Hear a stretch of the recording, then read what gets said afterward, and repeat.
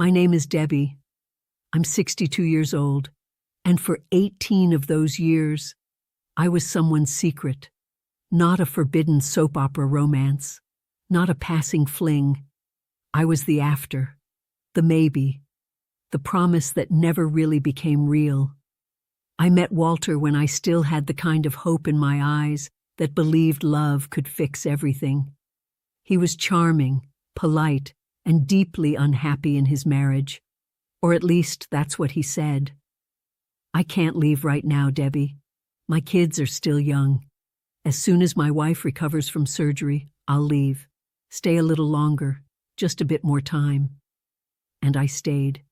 Year after year, I stayed. I waited for 18 years. I believed he'd leave everything behind for me, but the promise never made it from words into life. And when silence finally came, that's what woke me up. At 50, he told me he couldn't separate because of the scandal. At 55, he started forgetting important dates.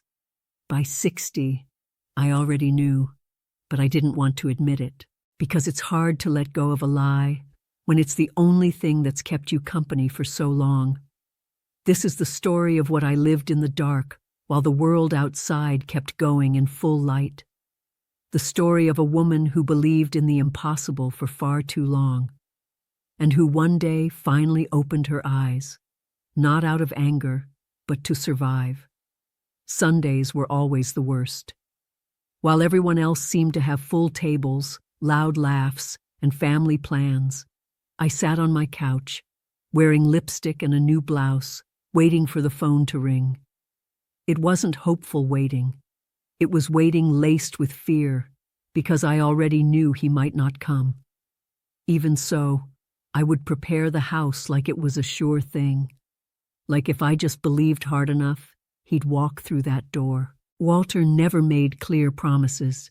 He'd say, "I'll try. If it works out, I'll stop by. I'll do my best." I held on to every one of those phrases like they were guarantees, even though they were really just walls to hold back his guilt. Sometimes he'd call in the afternoon, saying his wife wasn't feeling well or his son had shown up unexpectedly. Other times, he wouldn't call at all, and I'd fall asleep with smudged makeup and a shattered soul. At first, I told myself it was just a phase, that he was stuck in a life he no longer wanted, but he just needed time to leave. He said his wife knew their marriage was over, that she was more like a mother than a partner, that they lived like roommates, with no touch, no desire. I listened and believed, because believing was easier than facing the emptiness of being alone again. I built my routines around him. I didn't make weekend plans, canceled things last minute, avoided friends who might ask hard questions. My life shrank until it fit within the time slots he could give me. And even then, he never stayed long. He always had to go, always looked at the time, always left with promises that next time would be better. But it never was. My friends started to notice. Some quietly pulled away, others tried to warn me with blunt words. I got offended, as if they didn't understand what we had, as if only I knew what he said to me when we were alone. But the truth is, those moments were getting shorter, more distant, more hollow, and I was getting fuller, with excuses just to stay. Now I see I held on to the little because I thought it was everything, but it wasn't.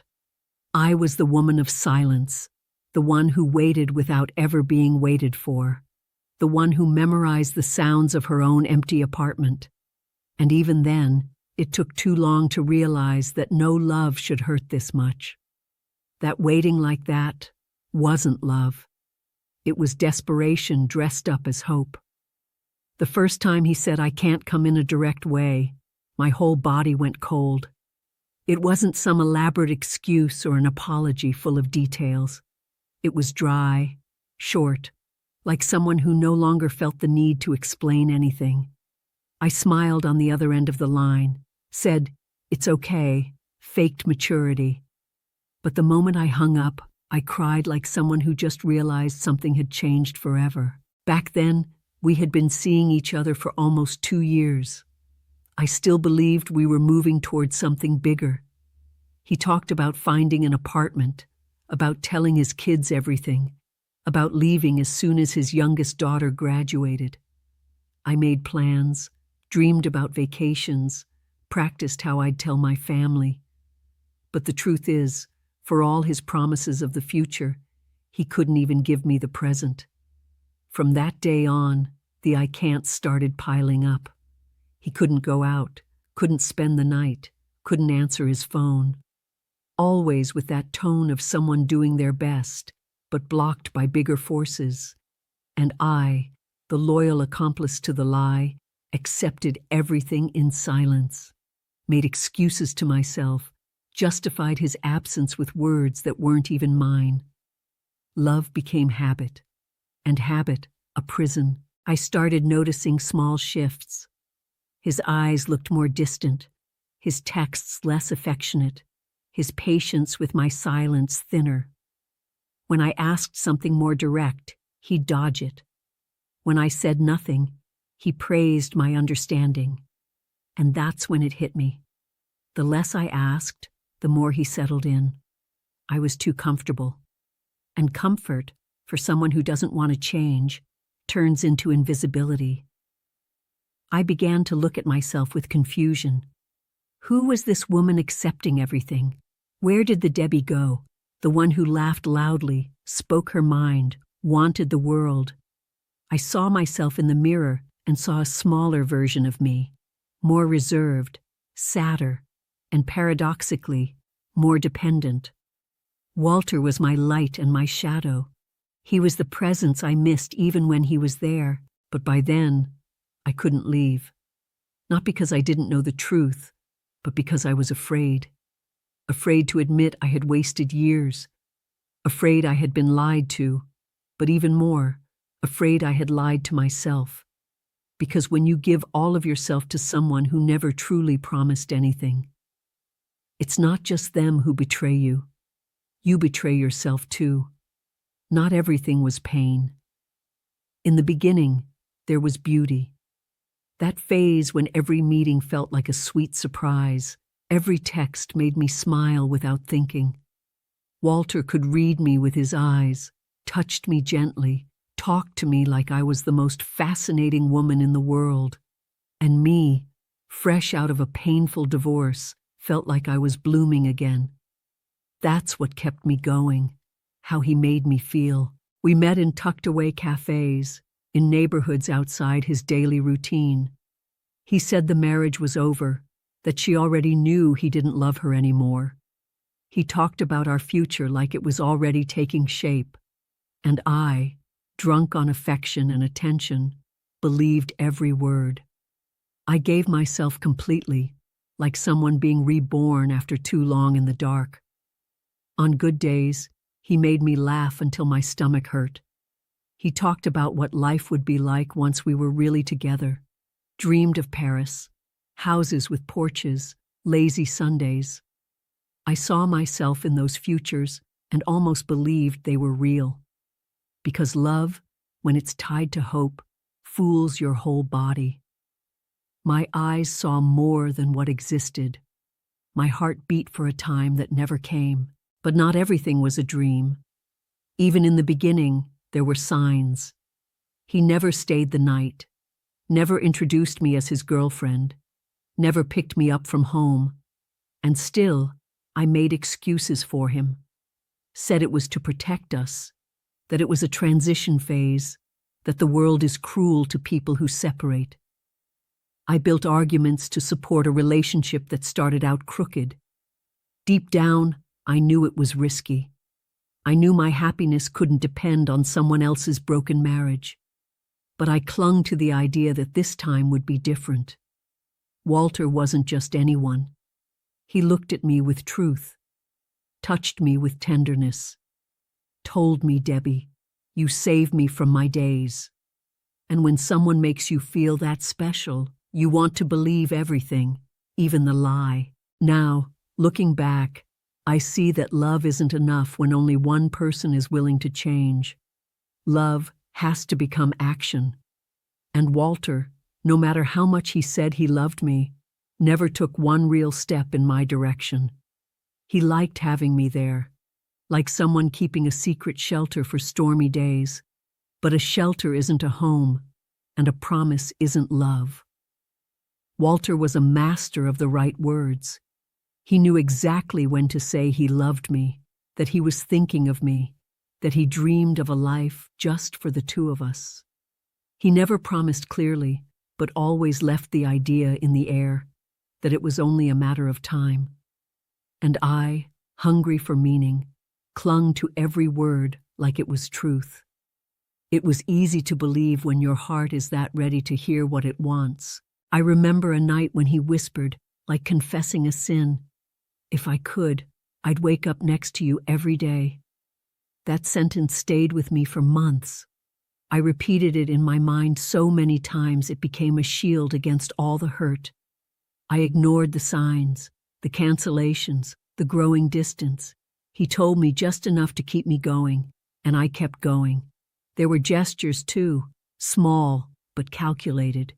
A flower left in my car, a note slipped into my purse, a song sent in the middle of the day. Little things like that made me feel special, chosen, different from all the rest. It was like he was stuck in another life out of obligation, but truly mine, only mine, in the spaces guilt allowed. But there were silences too, whole days without a message, holidays when I didn't exist, trips he had to take with the family. During those times my mind was a battlefield. I fought against my hurt pride, my shame, the gnawing certainty that I was living in the shadows. And still, one call from him was enough to disarm me all over again.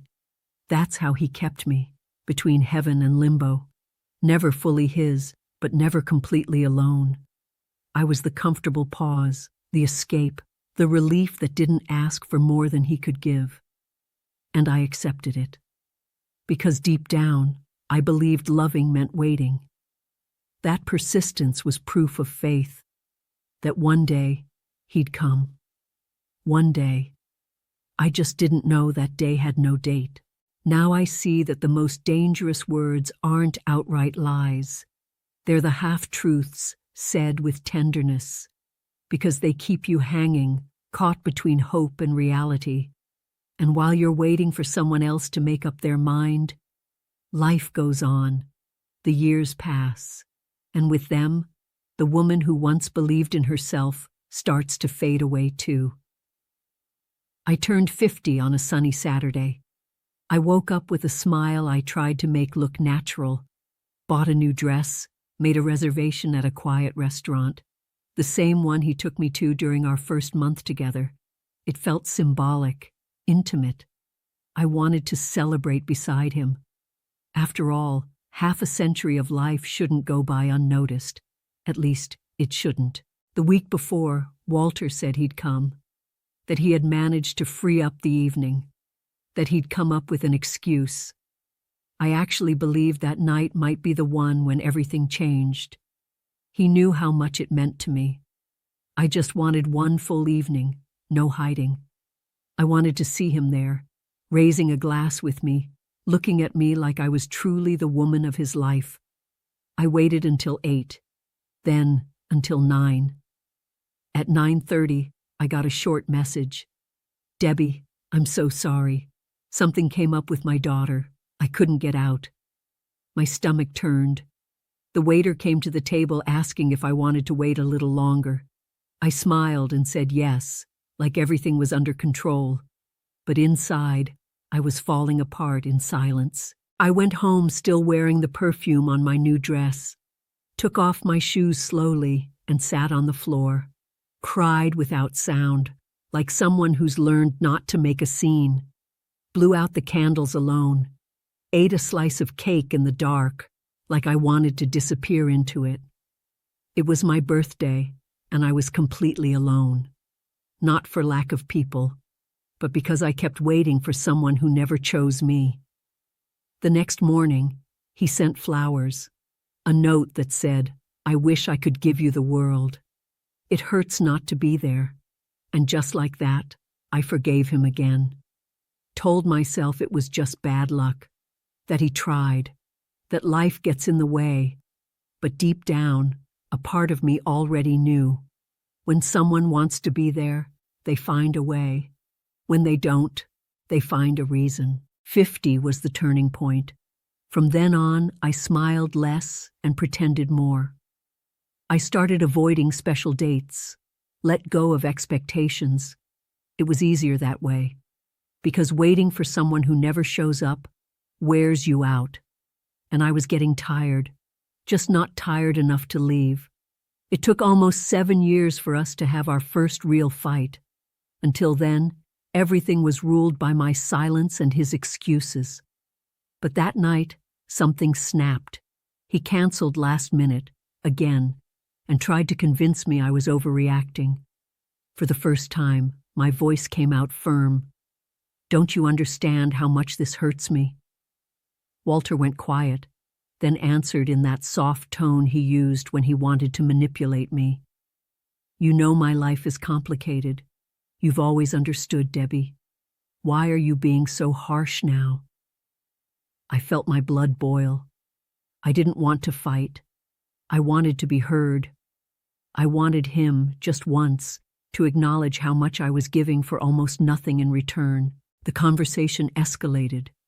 I said things I had held in for years, talked about the lonely nights, the forgotten dates, the empty promises. He got offended, said I was ungrateful, that he did what he could, that I didn't see how much he suffered too. And then, for the first time, I saw it clearly. He was good at playing the victim. That's what kept him comfortable. I was always the one bending. He always walked away untouched. We didn't say goodbye at the end of the call. I spent the night with my phone in hand, waiting for a message that never came. The days that followed were long. He stayed silent, and I started to wonder if I had gone too far, if I should have been more gentle. That was our dynamic. I would explode, he'd withdraw, and I'd end up apologizing for feeling too much.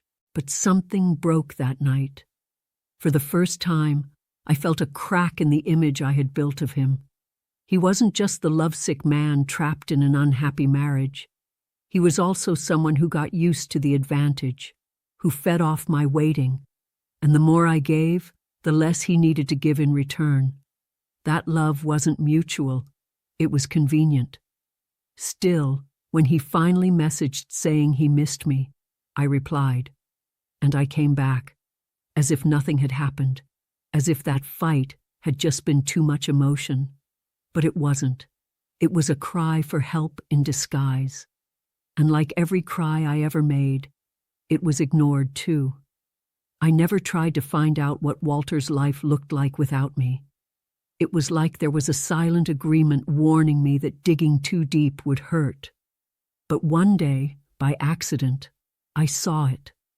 I was leaving the grocery store when I heard a familiar laugh. I turned instinctively, and there he was, holding hands with his wife, carrying a grandchild. I froze. He didn't see me, and even if he had, he would have looked away. The woman smiled at him with a lightness I never knew. The child laughed out loud, arms outstretched, calling him Grandpa.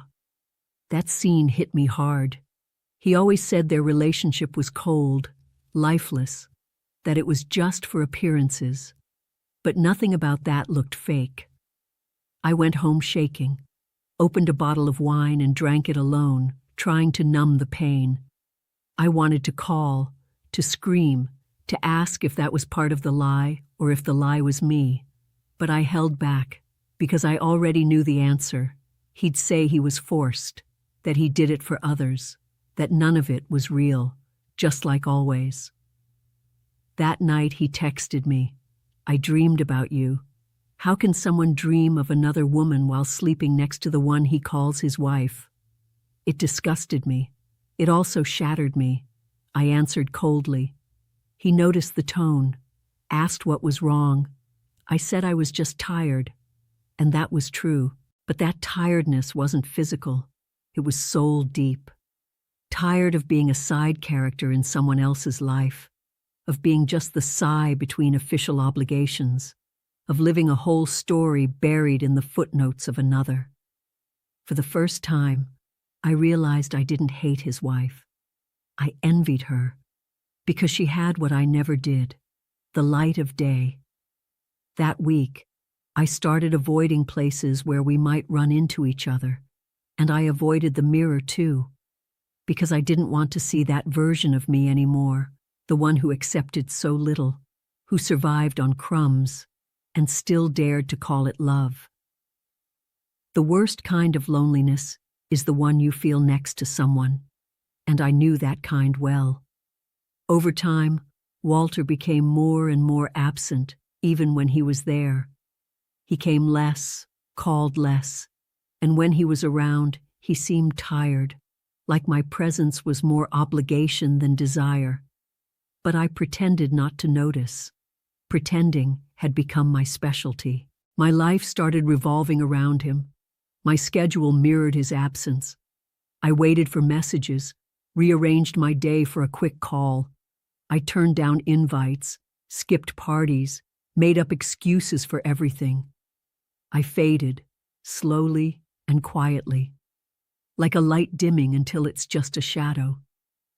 It was like I had been reduced to the role of waiting for him to call, waiting for him to leave, waiting for him to follow through on promises he never really made. My life was on pause, like a song stuck before the chorus. And the worst part? I thought it was normal. I thought it was beautiful to be patient. I confused loyalty with self-abandonment. There were days I stared at my phone for hours, just to see if he was online. I tortured myself with thoughts. Who's he with?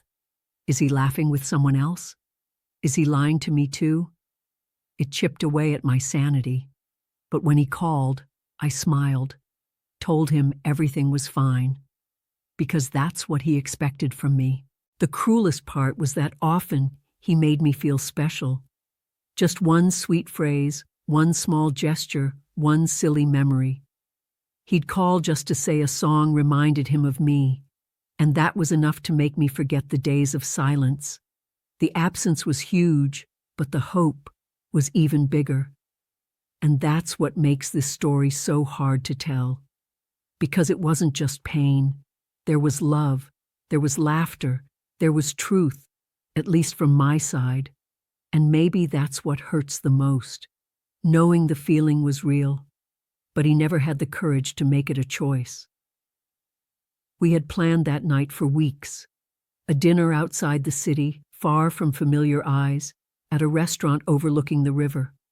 Walter said he needed time just for us, that he wanted to do something special. I believed him.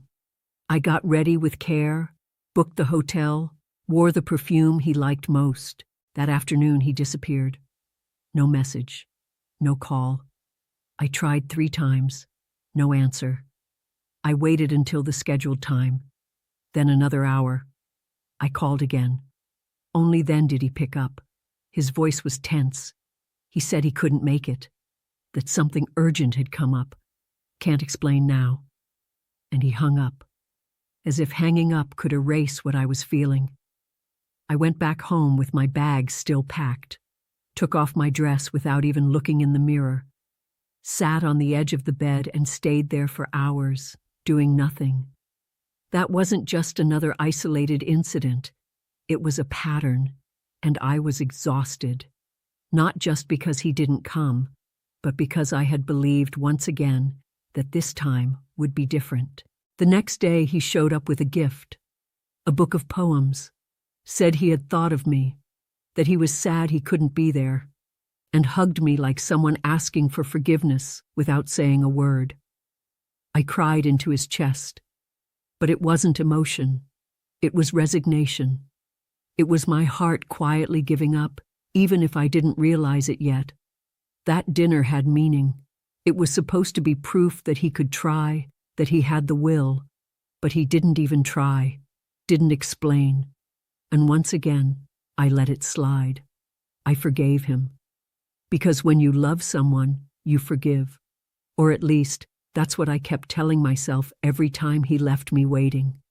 The truth is, loving someone who doesn't choose you every day is just a quiet way of losing yourself. And that night, in that dark room, I slowly started to feel myself disappearing from me. My mother was never one for sugarcoating. When she found out years ago that I was seeing a married man, her look was harsher than any yell. Married men don't leave their wives, Debbie. You know that. I gave her a sarcastic smile, told her she was old-fashioned, that times had changed. But the truth is, it hurt. Because deep down, I knew she was right. We fought badly that night.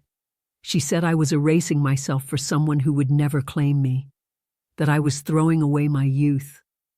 I answered with anger, like someone trying to protect what they already know is wrong. I didn't visit her for weeks, but her words kept echoing in my head every time he didn't show up, every time I fell asleep with my phone in hand, waiting for a sign. Over the years, my mother stopped mentioning it. She never brought it up again. But her silence said more than any speech. When she came to my house, she'd look around at my things with a kind of sadness only mothers carry. One time, I saw her touch an empty picture frame on the shelf. And in that gesture, I understood everything. She was grieving the life she dreamed for me, the one that never happened. Deep down, I think my mother knew I'd have to see it for myself, that no warning would change my path, that I'd have to hurt on my own to truly understand. And that's exactly what happened. Only after years of waiting, of absence, of hidden tears, did her words stop hurting me and stop. She's not here anymore. And if I could go back in time, I'd listen more carefully, not because of rules or morals, but because of care. What she was trying to tell me wasn't about right or wrong. It was about self-worth. And it took me decades to learn that loving someone should never mean giving up on yourself. If she were here now, I don't think she'd say anything. She'd just hold my hand, like she did the last time we saw each other. And maybe, just with that gesture, I could finally forgive the 30-something Debbie, the one who confused affection with abandonment, who thought real love always meant sacrifice. It wasn't the first time my intuition screamed, but that day, it screamed louder. We were sitting at a cafe and he stepped away to take a call. When he came back, his phone was still unlocked on the table.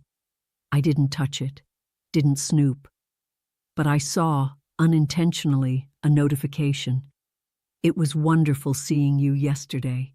Signed with a heart and the initial M. I pretended I didn't see, kept smiling, pretending to care about a conversation I no longer heard.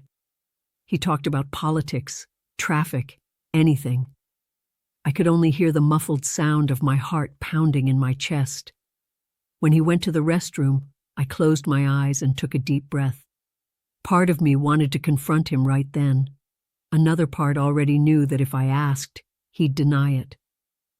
In the days that followed, I started noticing things differently. The open time slots, the cold messages, the shorter calls. It was like he had drifted emotionally and I hadn't noticed. It wasn't just the wife anymore. Maybe there was someone else, someone younger, or someone who also believed he'd leave everything for her. I wanted to dig, search for clues, turn into the woman who checks pockets and tracks messages. But I didn't. Because the truth is, I didn't need proof anymore. I already knew. And more than that, I had come to an even harsher truth. Maybe I was never the only one. Maybe he collected women who waited for him. And that killed something in me. Still, even with that suspicion, I stayed. Out of fear, out of attachment, out of habit. And because of a sick little thread of hope that he'd choose me in the end. It hurt to realize that even after giving so many years of my life, I was still disposable. And worst of all, I had put myself in that place. I accepted everything, and that acceptance became my biggest punishment. Sometimes, loving someone who lies isn't the worst part. The worst is loving someone who lies and still allowing yourself to believe. Because what hurts isn't just the betrayal, it's the abandonment we inflict on ourselves when we choose to stay. It was an ordinary Tuesday. I was making coffee when the phone rang. He sounded nervous, anxious. He spoke quickly. "Debbie, I've made up my mind. I'm leaving home. I can't take it anymore. I'm suffocating. I want to really live with you." My heart pounded like it hadn't in years. I sat on the couch, gripping the mug with both hands like it was the only thing keeping me grounded. I asked him to repeat it, and he did. Said he had already talked to his wife, that it didn't go well, but he wasn't going to back out, that he finally wanted to live what was real. I listened and cried, unable to say a word. For a moment, I believed the impossible was happening. After 18 years, he was going to choose me. I didn't know whether to laugh, to say thank you, or hang up just to protect the moment. That day, I walked through the city with a silly smile on my face. I looked at apartment listings, planned trips, picked out colors for walls that didn't exist yet. I called a friend, the only one who still listened, and told her. She went quiet for a long moment, then said, "I just hope he's really ready." But I didn't hear the warnings. I just wanted to dream. 2 days passed, then a week. He didn't call again. I sent messages. He replied with short phrases. I called. He didn't answer. My hope started turning into panic. Had something happened? Had his wife begged him to stay? Had he changed his mind? The questions were suffocating, and no answers came. During the second week, he finally responded. "It's harder than I thought. I need time." And that's when I crumbled. Because I understood everything. It was just another promise fading into shadow. Another almost that turned into pain. And this time, the wound cut deeper. Because I, the fool, had believed this time would be different. That day, I lay down on the floor of my living room, stared at the ceiling for hours. I didn't cry. I was too empty for that. There comes a moment when you don't feel anger or sadness anymore. Just the weight of all the years thrown into a future that never arrived. The days that followed were a mix of waiting and denial. I checked my phone like I was gasping for air, read and reread his last messages, looking for clues, traces, anything to explain the silence. I spent sleepless nights imagining 1,000 scenarios. Maybe he panicked. Maybe he was in a war at home. But the truth I didn't want to face was simpler. He wasn't coming. In the second week, he replied coldly, said he was reevaluating everything, that he needed time to think, that he was tired. No mention of what he had promised me, no apology, just a silence dressed up as an explanation. And in that moment, I got it. For the 100th time, he had left me alone to face the consequences of a choice he never had the courage to make. My whole body shook, like that empty phrase had triggered everything I'd swallowed for 18 years. I called him. He didn't answer. I sent one last message. "You don't need to spare me. Just don't lie anymore." Then I deleted the conversation, deleted his number, and sat there in the dark, facing a silence that, this time, was mine by choice. I spent days not leaving the house. I didn't want to see anyone. I didn't want advice. I just wanted to accept, once and for all, that this man was never mine, that I was only the comfortable pause between the pains he didn't know how to face. In that emptiness, the full truth came through. He never chose me. I was the one who gave everything, hoping one day it would be enough. It was painful to admit, But it was freeing too, because in that moment something broke, and it was what had kept me tied down. The thread that held together that silent waiting, that aching hope. I didn't know what would come next, but I knew it was the end. And for the first time, it was an ending I could stand up to. That night, I took a long shower, put on my favorite pajamas, and sat on the bed with a notebook in my lap. I wrote just one sentence. Now, I take care of me. And I went to sleep. No tears, no phone by my side, no postponed promises, just me. And for the first time in years, that felt like enough. With time, the pain became part of the scenery, still there, but no longer cutting through me. I started going for walks, with no destination, just to feel the world moving. One day, I walked into a craft shop, ended up chatting with the owner, a woman with a calm voice and steady eyes. I went back the next day, and the next, until it became part of my routine. I started attending a women's group that met every week to talk and embroider. None of us were experts, but each of us had stories to share. Stories of loss, of starting over, of silences finally broken. And for the first time, I said out loud what I had lived with Walter. No shame, no sugarcoating, and I was heard. I didn't heal overnight. I had setbacks. I had days filled with longing. But at least now, I knew what I was feeling, and I didn't blame myself for it. I started filling my empty spaces with other things.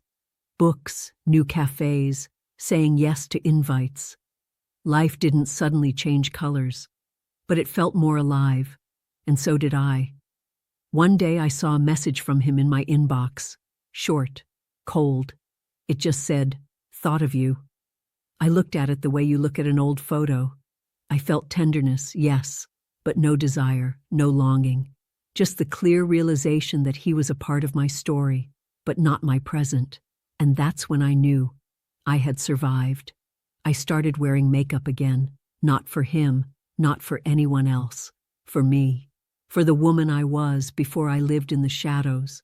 I cut my hair, changed the curtains, moved the furniture around, small daily revolutions. Each choice was a way of saying to myself, now it's you, always you. I started smiling more, even without a clear reason, even without knowing what was coming next, because the future was mine now, no longer tied to someone else's promises. It was my ground, my path, and even with pieces still scattered around, I kept going, carefully but firmly. 2 months later, I ran into an old friend from my youth. We were in line at the movies. He recognized me first, said my name with a gentle smile, unhurried. We talked for a few minutes. Nothing dramatic. But that night, I noticed I no longer trembled in the face of the unexpected. I wasn't comparing myself. I wasn't hiding. We started meeting more often. Coffee shops, art exhibits, slow afternoons. He never asked for anything, never pried. He was just there, fully present. At first, it felt strange, like my body had forgotten what it was like to be treated gently with no guilt attached. But I let myself adjust. It wasn't a sweeping passion. It was a new kind of care, a gaze without pressure. And after everything, that felt almost miraculous. We talked about our lives, our failures, our fears. We laughed. We were quiet. And not once did I feel like I had to shrink myself. For the first time, I fit entirely into a moment. One afternoon, he held my hand. No speech, no promises, just a light gesture. But it hit me deep, because in that simple intertwining of fingers, I understood. I was no longer waiting. I was present. I was being seen, being chosen. I still think of Walter sometimes, but it's a distant thought, without pain, without anger. He was an important part of my life. He broke me, yes, but he also revealed me. Because through the pain he caused, I found myself. And now I can say this. I don't regret loving him. I regret abandoning myself for so long. Life didn't give me exactly what I dreamed of, but it gave me a chance to begin again. And over time, I understood. Starting over doesn't mean going back to the beginning. It means moving forward with everything you've learned, and I've learned, through pain, through courage, through silence. But I learned. I started writing again. A simple blog where I share pieces of my story and read others. Women write to me with their own pain, their own waiting, their own victories. I see myself in each of them, and I realize how many of us there are, invisible for a time, but never erased. I began giving small talks in libraries, community centers, support groups. I don't see myself as an example, but as a presence, as a voice that was once silent for too long. Today, I allow myself to speak. I allow myself to be heard. And above all, I allow myself to live without apologizing. Walter still sends messages from time to time. I've never replied, not out of pride, but because he no longer fits, because I finally understood. You don't restart with someone who never had the courage to begin. The love I deserve doesn't live in promises anymore. It lives in actions, in truth. Today, I'm 63 years old. My face has lines, my hands too, but my eyes are clear, and my heart calm. I don't wait anymore. I don't chase. I simply walk. And in that walking, I found peace. A peace I never could have known if I were still stuck in that endless waiting. I've filled my home with fresh flowers. I adopted a dog. I dance again on Sunday afternoons. Small victories that together rebuild me. I'm not the woman I used to be, but I've finally become who I was meant to be all along, myself. And that, to me, is freedom. Now, when I sit on the porch with a cup of coffee, I think of everything I lived, not with sadness, but with respect, because every pain, every weight, every sleepless night brought me here. And here, at last, I belong to myself, not to anyone's promises. I'm 63, and for the first time, I know what peace feels like. Time doesn't scare me. Solitude doesn't shake me, because I've learned that the worst kind of abandonment is abandoning yourself, and that I will never do again. I write, I love, I allow myself. I don't have a fairy tale story, but I have a true one. A story that might help other women step out of the shadows, to understand that love isn't something you wait for. It's something you live, choose, build. This is me, Debbie, the woman who once believed in the impossible, who almost disappeared from waiting too long, but who, in the end, found herself again, and chose never to leave herself behind again. Now, finally, I am mine.